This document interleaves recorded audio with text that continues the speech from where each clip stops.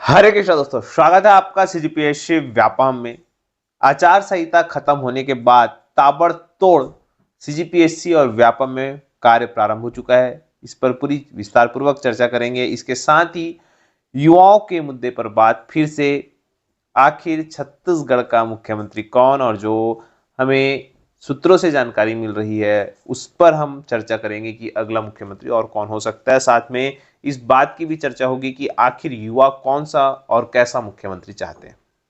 तो सबसे पहले हम बात करते हैं कल आए व्यापम के द्वारा सहकारिता भर्ती का रिजल्ट। आप लोगों ने देखा व्यापम का जो रिजल्ट है उसमें से मात्र 26,000 लोग ही 20 में 10 नंबर ला पाए, और उसमें भी ऐसे ऐसे कैंडिडेट थे जो कहना चाहिए सेकंड पार्ट जो 80 नंबर का था उसमें कम नंबर लाके भी वो जो सिलेक्शन है अर्जित कर ली। कम नंबर से तात्पर्य मात्र 55 नंबर से अधिक जिनका आया है 80 में, वो बिल्कुल इस पेपर में सेलेक्ट हो चुके हैं और इस पद में प्राप्त किए हुए हैं। करेज आगे जो समय है उनमें उसमें नियुक्ति पत्र उनको दे दिया जाएगा। इसके साथ ही महत्वपूर्ण ये होता है कि आप देख सकते हैं कि व्यापम में आगामी भर्ती परीक्षाओं में भी ऐसा ही आपको कंपटीशन देखने को मिलेगा। आपको पढ़ना है, मेहनत करना है और आपका चयन बिल्कुल निश्चित ही है। खासकर व्यापम की बात करूं, मैंने आपको फिर से कहा था कि व्यापम 3 महीने के अंतर्गत एग्जाम भी ले लेता है, मॉडल आंसर और रिजल्ट तीनों चीज जारी कर देता है। तो आप लोगों को बस अभी मेहनत करना है। रही बात, आप लोगों ने देखा कल व्यापम ने जैसे ही मॉडल आंसर और सहित जो अंतिम उत्तर है और उसके साथ ही जो उसका पात्र सूची भी डाल दिया है और अपात्र सूची भी, मतलब जो उस परीक्षा में पहले पार्ट में 20 में 10 नंबर नहीं लाए हैं उनकी भी सूची आ गई है, और आप वो हमारे टेलीग्राम चैनल या व्यापम की वेबसाइट पे देख सकते हैं जाके, और वहां से आप डाउनलोड कर सकते हैं और अपना अंक देख सकते हैं कि वाकई में आप देखिए कि आपने कितना अंक जो है वो दर्ज किया है।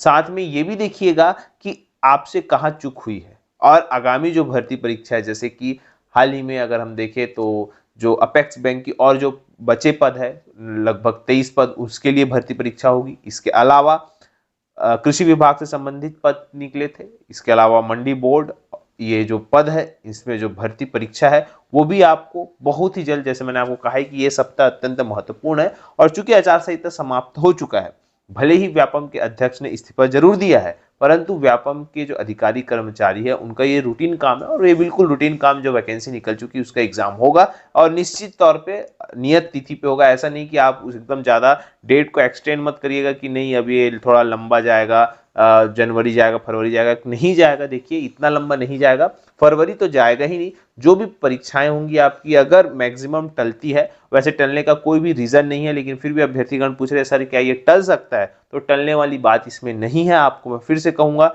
ये रूटीन काम है, और आपको देखिएगा आने वाले सप्ताह में सारी चीजें, आने वाले दिनों में आपको पूरा जो टाइम टेबल है वो देखने को मिल जाएगा। तो बिल्कुल भी ऐसा नहीं कि आप रिलैक्स होइए कि नहीं अभी समय है, बिल्कुल, क्योंकि देखिए आगामी व्यापम को बहुत सारे एग्जाम लेने हैं, जिसकी वजह से आप लोग ये सोचना भूल जाइए कि इसमें थोड़ा भी आपको राहत मिलेगी या थोड़ा भी आपको समय मिलेगा। आप लोगों के पास समय कम है और दिसंबर के महीने से ही व्यापम की जो भर्ती परीक्षाएं हैं वो प्रारंभ हो जाएंगी। तो आप लोग अपना जो माइंड सेट है ऐसा करके चलिएगा जिससे कि आप लोगों का जो तैयारी है वो अच्छा होगा। रही बात, देखिए पीएससी की बात अगर हम करें तो पीएससी ने भी कल जो है अमेंडमेंट आंसर, मतलब संशोधित आंसर सीजीपीएससी 2022 का जो है वो जारी कर दिया, जिसमें कि एक बहुत बड़ा उलटफेर जो है आपको देखने को मिला, जिसमें कि लगभग 12 प्रश्न विलोपित कर दिए। ये एक बहुत अहम फैक्टर साबित हुआ कि 12 प्रश्न जो है विलोपित हुए हैं। और अगर हम सामान्य वर्ग की कट ऑफ की बात करें तो लगभग 88 से 90 नंबर के आसपास जो जा रहा है, ये कट ऑफ जा रहा है, मतलब अगर उसमें आपका उससे अधिक नंबर है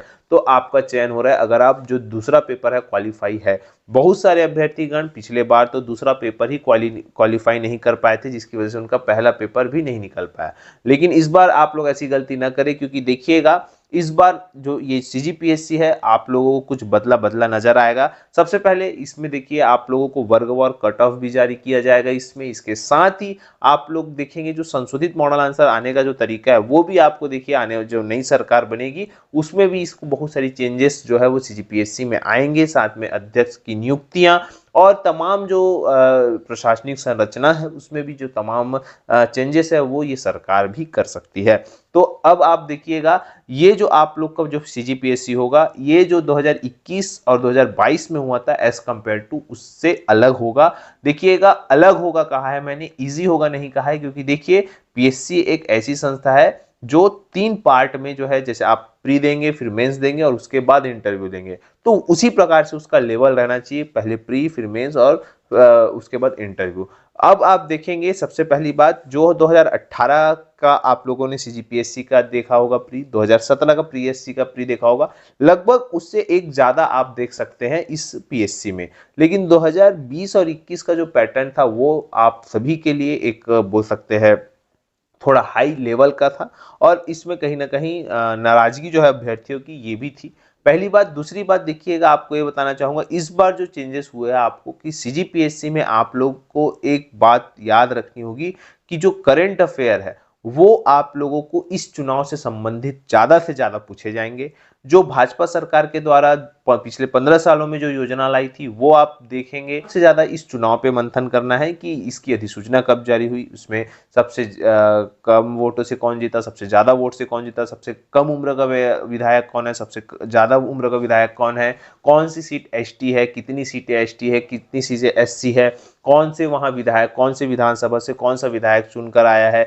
इस प्रकार से आपको एक एक विधानसभा का जो विधायक है खासकर भाजपा के, उसको आपको याद करना है, याद रखिएगा। और ये भी याद रखिएगा कि जो अभी जितने भी निगम मंडल के अध्यक्ष जो आप देखेंगे कंटिन्यू इस्तीफों का दौर चल ही रहा है, तो इस्तीफा होने दीजिए। अभी जो नया मंत्रिमंडल गठित होगा और भी जो नए नए, जैसे अभी महाधिवक्ता जो है नए बनेंगे, और भी बहुत सारे मुख्य सचिव नए बनेंगे, डीजीपी नए बनेंगे, ऐसे बहुत सारे जो है चेंजेस होगी। तो उस पर जो है आप लोग एक बार फिर से जो है नया करंट डाटा आएगा उसको, फिर उसको बाद आप अपडेट करके पढ़िए, और यही सब आपके करंट अफेयर में 11 फरवरी के एग्जाम में आने की जो संभावना है वो बढ़ेगी। ऐसा नहीं कि आप जो है पिछली योजनाओं को पढ़ रहे हैं, नरवा गरवा गुरुआ बाड़ी गोधन न्याय योजना और भी तमाम ऐसी जो पुरानी योजनाओं को पढ़ना अब बेकार है, अब उससे कोई मतलब नहीं पुरानी योजना से। अब है आपको सीधी सी बात जो नई योजना है, और जो नई योजना के साथ साथ आप नई योजना संबंधित जो अभी 25 तारीख को, जैसे कि लगभग 3700 करोड़ रुपए जो है वो किसानों के खाते में 2 साल का बोनस जाएगा। ऐसी तमाम जो आप देख सकते हैं कि जो योजनाएं रहेंगी वो आपके एग्जाम में पूछे जा सकते हैं। तो ये रही बात सीजीपीएससी की एक प्रकार से रफली तैयारी के संबंध में और थोड़ा स्ट्रेटेजी के संबंध में। अब हम बात करते हैं युवाओं के मुद्दे पर, और सबसे पहले तो युवाओं से ही क्वेश्चन करते हैं कि आप मुख्यमंत्री के तौर पर किस जो भाजपा के नेता है उसको देखना चाहेंगे। उसके बाद हम आगे की बात करते हैं।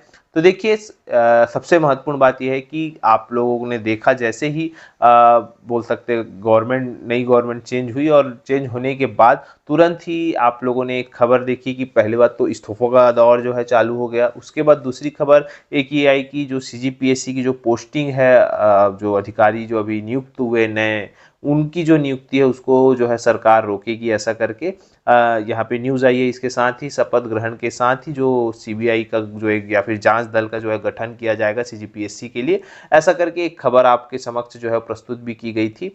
तो ये सब जो है देखिएगा इतने त्वरित गति से हो रहा है, और दूसरी तरफ आप देखेंगे कि मुख्यमंत्री का जो चेहरा है उस पर भी जद्दोजहद चल रही है। अब आप देखेंगे कि अगर हम मुख्यमंत्री के चेहरे की बात करें तो सबसे पहले अगर हम बात करें तो जो 15 साल के मुख्यमंत्री रहे डॉक्टर रमन सिंह, साहू समाज के एक बड़े नेता अरुण साव जी, और युवाओं के सबसे चहेते बोल सकते हैं, युवाओं में अपनी जो रखने वाले पैठ रखने वाले ओपी चौधरी सर, और इसके अलावा अगर हम बात करें तो सरगुजा से रेणुका सिंह जी, इसके अलावा बस्तर संभाग से अगर हम बात करें तो लता उसेंडी जी, और अगर हम बात करें आदिवासी चेहरे के रूप में तो विष्णु देसाई और रामविचार नेताम जी। ये जो दो इतने सब चेहरे जो है ये फिलहाल अभी वरिष्ठतम में है। और सबसे नए और हम सबसे पहली बार विधानसभा में जाने वाले जो आईएएस है ओपी चौधरी सर, उनका भी जो नाम है सीएम की रेस पर दौड़ रहा है।